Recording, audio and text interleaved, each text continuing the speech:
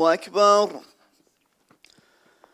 أشهد أن لا إله إلا الله. أشهد أن لا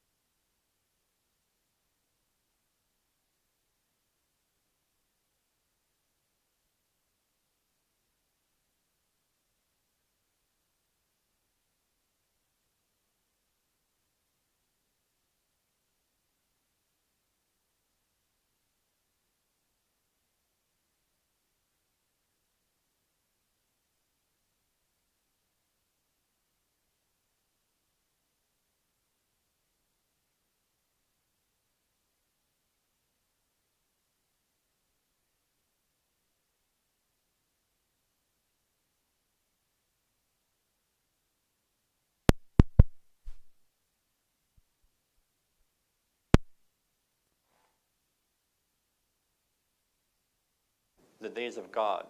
وَذَكِّرْهُمْ بِأَيَّامِ اللَّهِ. When we look at the tragedy itself, we see that there are segments that we can derive from this tragedy. Yesterday night in the lecture I mentioned that the tragedy of Karbala could be labeled as a human tragedy. It talks about almost everything that we humans can experience in terms of pain, in terms of suffering, in terms of triumph, in terms of goodness, in terms of evil. If you look at it, it really summarizes the life of the human being. Whether it's on a personal level, your struggle with your own self, trying to improve yourself, trying to overcome your problems, trying to defeat those difficulties and challenges that come to you in life. It is, in a sense, an empowering tragedy. You feel that the Imam was with only a few people against a large number of enemies. And sometimes in life, you experience that. On a personal level, you might feel like you've been abandoned by most people. You might feel alone. You might feel that the path that you take might be a path that takes you away from the masses. But it's a path that's worth taking. A lot of the times in our lives, when we want to take a certain decision in our lives, we're usually affected by those who are around us. We want to fit into the masses. We want to become like the majority of the people. But that doesn't necessarily mean it's the right thing to do. So in this tragedy, it awakens us to this reality that sometimes the right thing to do doesn't lie in what the majority of the people do. And it's worth taking that path, even though you're abandoned, even though you might struggle, even though you might find hardships. But at the end of the day, that attitude which the companions of the Imam had on the day of Karbala, to die with honor, is better than to live in shame and to live in, look at the political situation that we're experiencing now.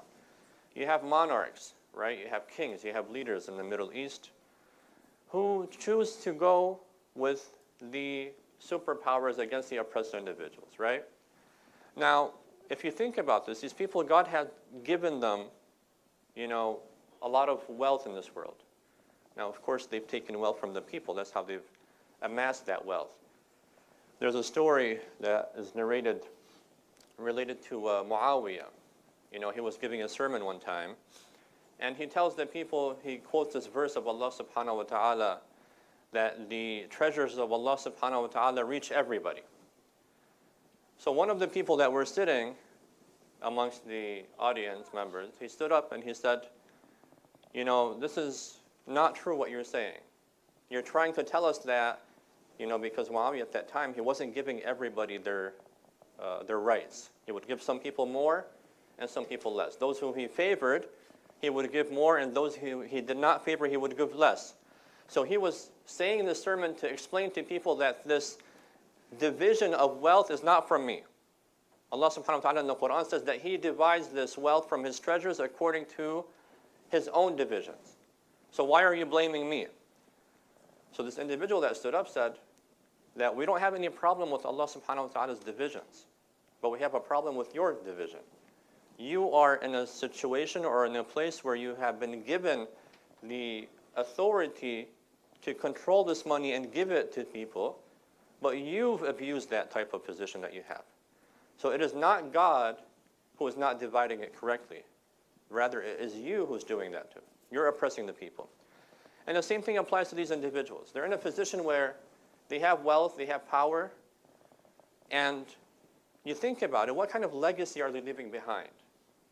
They're going to pass from this world as individuals who chose that wrong path, that stood against those who are oppressed, that supported the oppressors. And this is unfortunately a situation that we really don't envy them for. They decide to take that instead of taking the other path. So the same thing applies to what Muawiyah was doing. These individuals who are corrupt in their souls end up corrupting the earth as well. They create injustice to other people. They harm other people. And if we look at Karbala, Muawiyah was the father of Yazid. It began before Yazid. It was a trend that was building up to that point.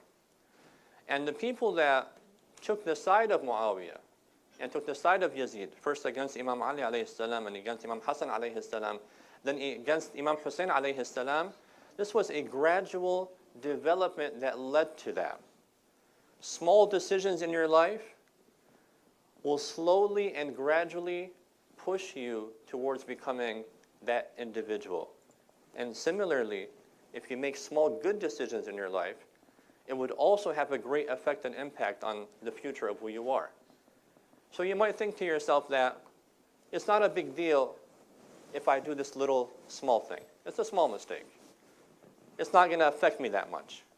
If I do a little lie over here, if I deceive someone over here, if I don't say the truth in a certain area, if I don't, pay what I have to pay to that individual, if I don't return the right amount of money to them, I'll deceive them somehow. It's just a small thing. But of course, I'm a good person. This is not who I am. It doesn't describe my character, right? A little mistake here and there is not an issue. The problem is, if you allow this one mistake to happen, then you're going to allow another one to happen, and another one to happen. And the ulama, the scholars, they call this istidraj. Istidraj means like a gradual, not progression, but a gradual degradation. Gradually and in a very subtle manner, you begin dragged into the bottom. You don't realize it. You do a small mistake over here, you overlook it. Another mistake, you overlook it. And if you compare yourself 5 years after, you start seeing that you're a whole different person. And I think you can see this, now with the technology that we have, everything's recorded, right? So we have videos of ourselves from 5 years ago. We have, images and photos and memories that we have. I mean, the computer and the phone even helps us with this, right? It pops up with the memory. Here, look at your memories 5 years ago. And you look at yourself and you say, wow, I was a different person back then. You don't realize how you've become who you've become because you gradually change. And sometimes you look at those memories and you think to yourself, man, I was much better than how I am right now. And you think to yourself, how did I get here? I was the same person for the 5 years. No, you weren't. The small things that you do in life affect who you are. You have to be very, very conscious of what you do. You have to be very careful of what you do. Small mistakes create big changes without you realizing. This gradual change happens, and if you don't have some mechanism that allows you to check yourself every single day or every single week, you're going to become a whole different individual without even realizing it. Because that small change that you do, that small mistake that you do, it becomes part of your character. And another mistake, or another sin, another wrongdoing, that becomes part of your character. You're creating yourself by making a mistake, intentionally I'm talking about, and saying it's not very important. It's not true to think that way. Because that small mistake is part of those building blocks that you've put inside of yourself. You create that character with every type of behavior, every action that you do in your life. So it's very important for us to remember that. And Karbala reminds us of that. A lot of the individuals that were in the army of Umar ibn Sa'd, on the evil side, on the wrong side, they were Muslims. They were praying, they were fasting. Even on the morning of Ashura, in their camp, they were praying Fajr Jama'ah by themselves. And the Imam's camp were also praying Fajr amongst themselves. So you have two camps here. Both of them are praying Jama'ah. So these people are not claiming to be non-Muslims. They claim to follow the Prophet. They claim to be Muslims. They claim to be good people. They're doing adhan. They have an imam that they put in front of them. They're praying. So how did they reach this point? Is it something that changed them overnight? No, this is the work of years. These individuals who thought that Islam is something you belong to just by testifying that there is no God but God and that Muhammad sallallahu alaihi wa sallam is his messenger, then you're on the good side. But even Allah in the Quran tells the Muslims that if you don't behave well, then I'm going to replace you with people who are better than you.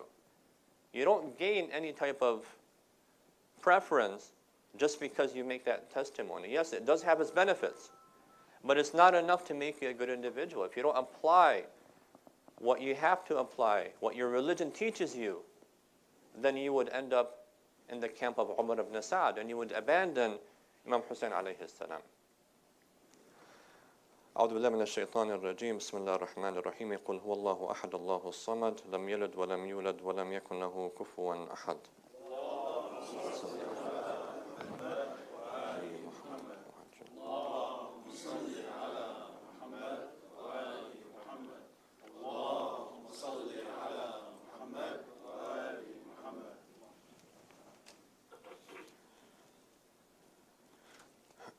أعوذ بالله السميع العليم من الشيطان الرجيم بسم الله الرحمن الرحيم الحمد لله الأول بلا أول كان قبله والآخر بلا آخر يكون بعده الذي قصرت عن رؤيته أبصار الناظرين وعجزت عن نعته أوهام الواصفين ابتدع بقدرته الخلق ابتداعا واخترعهم على مشيته اختراعا ثم سلك بهم طريق إرادته وبعثهم في سبيل محبته لا يملكون تأخيرا عما قدمهم إليه ولا يستطيعون تقدما إلى ما أخرهم عنه.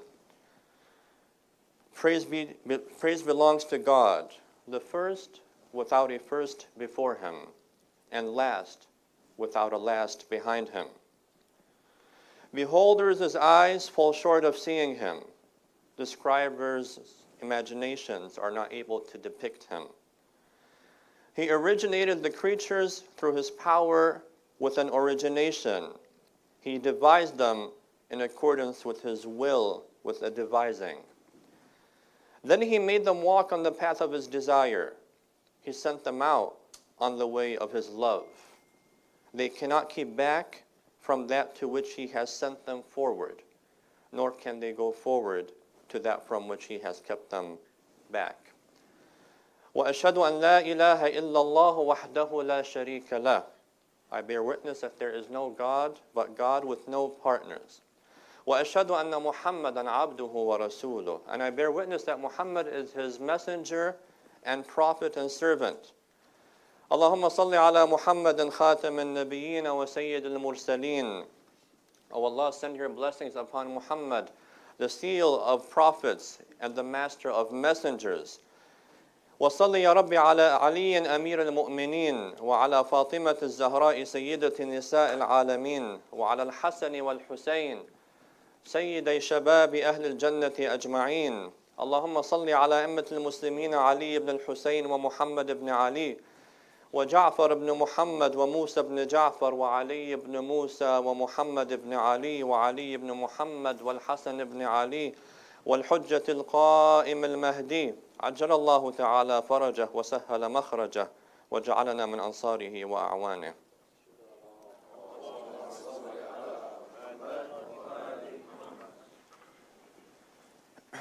Another segment of Karbala that we have to look at is the post-Karbala segment.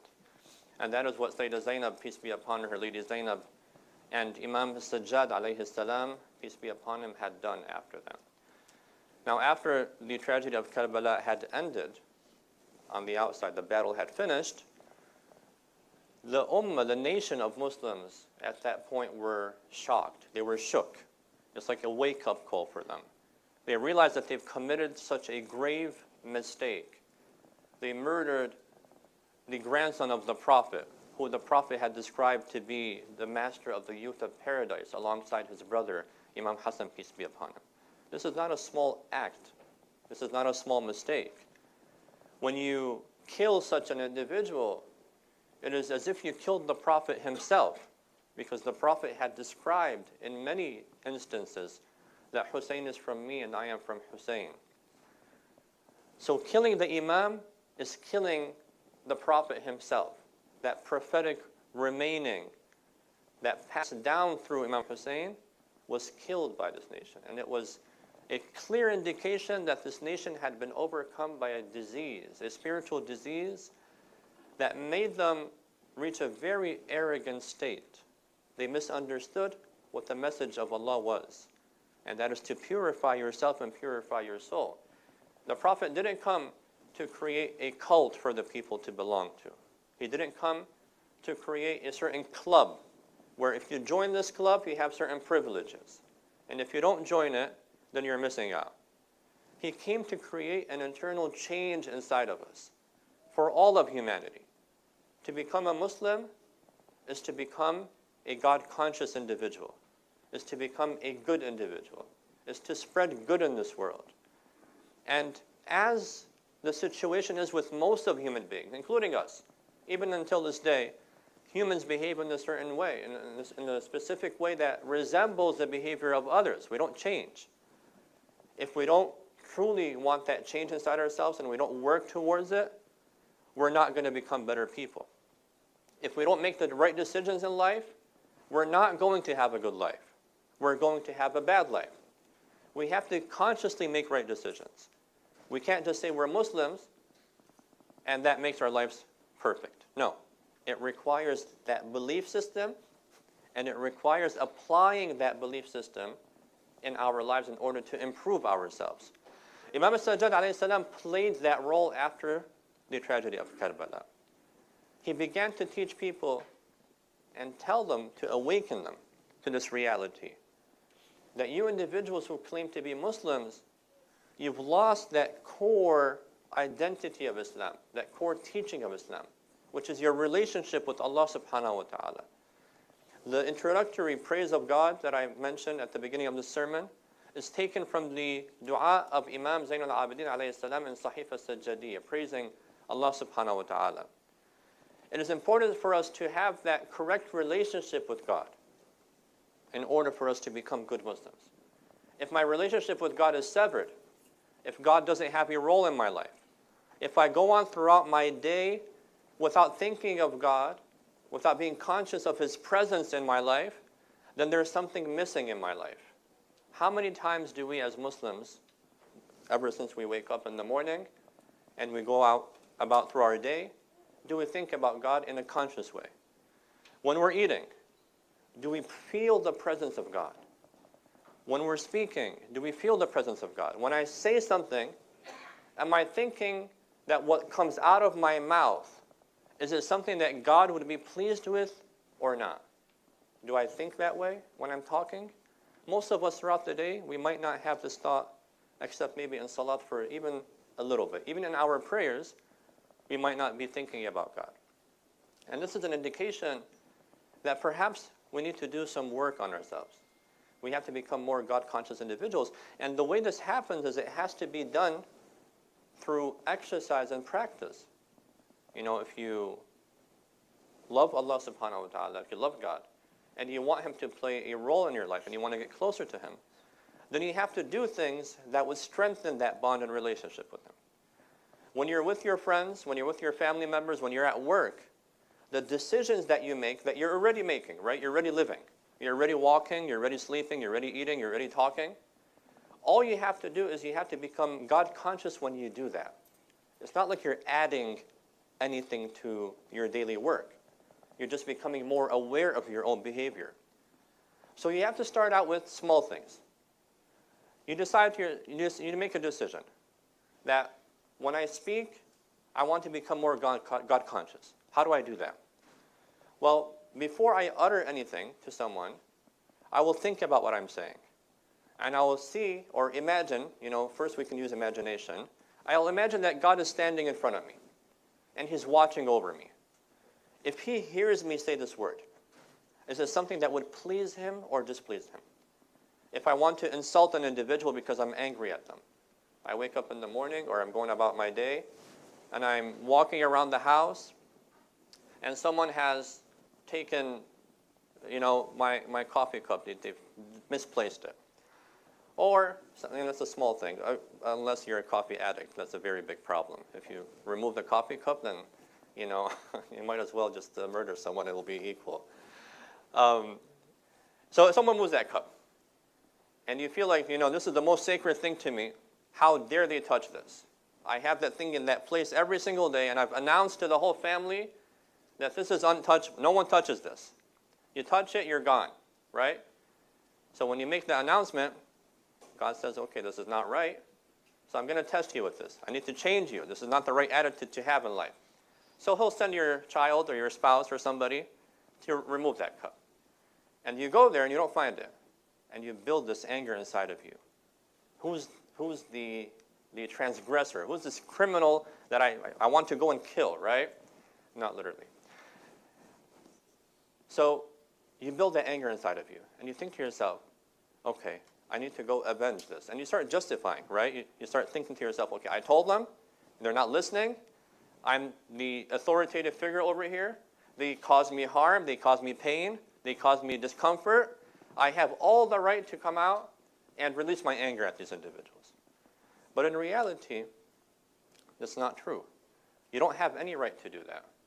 Yes, you may be bothered, but the crime that they have committed doesn't justify this type of anger or behavior. I'm just using this as an example, but throughout our lives we have many examples that are similar to this, right? So what you do at that point is you have to calm yourself down first. If you find that you're angry, don't react immediately to that thing that just happened. Allow yourself to cool down. And yes, you will cool down. If you move away from the situation, you sit down in your room, you don't go ahead and try to find that individual, after 5 to 10 minutes, you will cool down. Because anger is like that fire or that water that's boiling. As long as you're in that situation, it's still on the fire. But if you remove it from the stove and you put it on the side, it's going to be a boil for a little bit, but eventually it's going to cool down. So the first thing that you have to do is you have to remove yourself from that situation, remove yourself from the stovetop, and allow yourself to cool down a little bit. And then once you cool down, you have to think about how you're going to address the situation. You're going to talk to that individual, and you're going to tell them, first of all, why did you do this? Was there a reason for it? Maybe there's a reason that they did this thing, right? A lot of the times, we get angry at situations without knowing the reason behind it. So the first thing that we have to do if we want to be God-conscious individuals, and I'm talking about this in order for us to use to train ourselves, because we're thinking, how would God want me to deal with this situation? Of course, He would want me, first of all, to give the benefit of the doubt, right? He doesn't want me to be this very critical, negative individual. The first thing that I have to do is I have to give excuses for those individuals. Maybe they were using that spot in order to cook for the house or in order to, fix something. There must have been a reason for them to move this cup, right? So you give an excuse. You give the benefit of the doubt. Once you do that, it will begin to change your attitude from a very negative one, from anger, to a more compassionate, empathetic, understanding attitude. Once you do that, you have to go to that individual and, confront them, but in a good way. Either by asking them, did you see my cup that I placed over there? And if they say, yes, I did, tell them, if you want to fight yourself, then you can tell them that, I'm sure you had a reason to remove it. You justify the action for them. This is very difficult. When you're in that situation, to create the justification for the other individual, this is a very, very difficult thing to do. Because what you want to do is you want to blame them, right? You want to insult them. You want to put them down. But you have to counter that. And you counter it by doing the opposite action. You say, okay, I'm sure you had a reason to do this. But, if possible, next time, would it be possible for you to inform me before you do that? Or if, you do it next time, make sure to put it back where it was. Create that change in your behavior. Be more God-conscious in the way you address your challenges and difficulties with other people. And if you do that, your whole life will change. And if you look at your memories back, you get that picture or that video, from 5 years ago, it would be much nicer 5 years later to say, wow, I was really a furious and angry individual. Alhamdulillah, I'm a much better person now. I have a much better life. I have more calmness inside of me. I'm more tranquil. Wouldn't that be a much better situation to be in than to see yourself right now and look back at how you were and say, I'm much worse than how I was, or maybe I haven't changed at all. So in order to create that change, we have to be God-conscious. And Imam Sajjad alayhi salam, through his prayers and supplications that he has in Sahifa Sajjadiyya, teaches us to do this change. I ask Allah subhanahu wa ta'ala to open up our hearts and our souls in order to realize what is best for us and to remind us, help us become reminded every single day to become better individuals so that we don't move on in life and look back and have regret that we have not progressed in our spiritual life. Walhamdulillah Rabbil Alameen wa sallallahu ala Muhammadin wa alihi tayyibin al-tahirin. Muhammad.